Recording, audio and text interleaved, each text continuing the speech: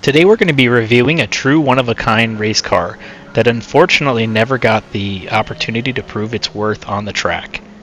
Jaguar began development of the XJ13 in 1960 with their sights set on winning Le Mans. Construction of the aluminum-bodied car would not begin for another 5 years. It was designed to be smooth and slippery by Malcolm Sayer, who had previously worked for Bristol Aeroplane Company, and the exposed rivets make it evident that the construction techniques used were derived from the airplane industry. David Hobbs was recruited as the test driver to ensure the XJ13 would handle as well as it looked. It ended up setting an unofficial closed lap record at the Mira test track that stood for 32 years. Things were looking good for Jaguar, but unfortunately the company's management did not see the prototype race car as a high priority. This dispute between the car's developers and management was settled when it became clear that the XJ13 was already obsolete when compared to the Fords and Ferraris that were already dominating Le Mans. Because of this, only one XJ13 was ever built. In Gran Turismo 7, the XJ has some unique features as well. The driver's helmet and some of the interior is visible in the rearview mirror. This is the only car I'm aware of that has this feature. The downside is the mirror is not angled to let you see the cars behind you, and there are no side mirrors. So in the cockpit view, you're completely blind to the cars behind you. The XJ13 did end up getting some track exposure when Jaguar decided to use the car to film a promo video for the release of the Series 3 E-Type. Unfortunately, a tire blowout caused the car to crash, flipping end over end and rolling twice. There were no serious injuries, and although the car was badly damaged, Jaguar ended up restoring the vehicle using the original jigs. This truly one-of-a-kind vehicle has never been sold, so it's hard to put a number on its value, but in 1996, an offer of £7 million was declined. This was more than 3 times the price of the Ferrari 250 GTO at the time.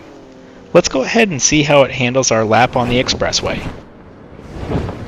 Fully built, the XJ13 comes in at 732.5 performance points and ends up with 635 horsepower, 458.2 foot-pounds of torque, and weighs in at 2,200 pounds. So it's a pretty lightweight car for the amount of power it has.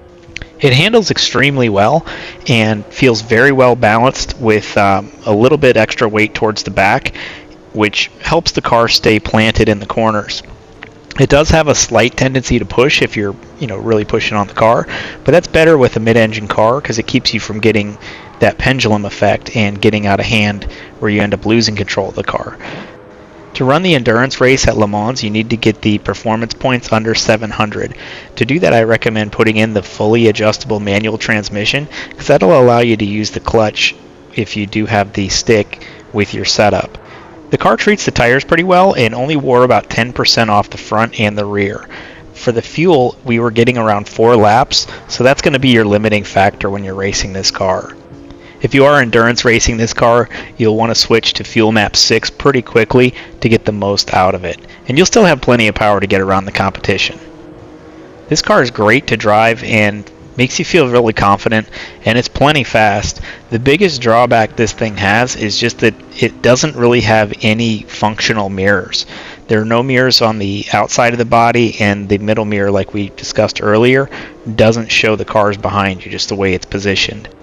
This car is on the expensive side and will set you back around 12 million credits, but you can use it for grinding once you do have it in your possession, and you can eventually get your money back with it.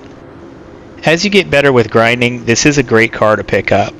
We ended up crossing the line at 1 minute 55 seconds .902. That puts us in 18th place, right behind the Golf GTI with the engine swap and just in front of the Fairlady Z34 from 2008. I hope you find the content useful, and if you do, please like and subscribe, and we'll see you in the next one. And as always, feel free to pause and copy the setup we use for this test.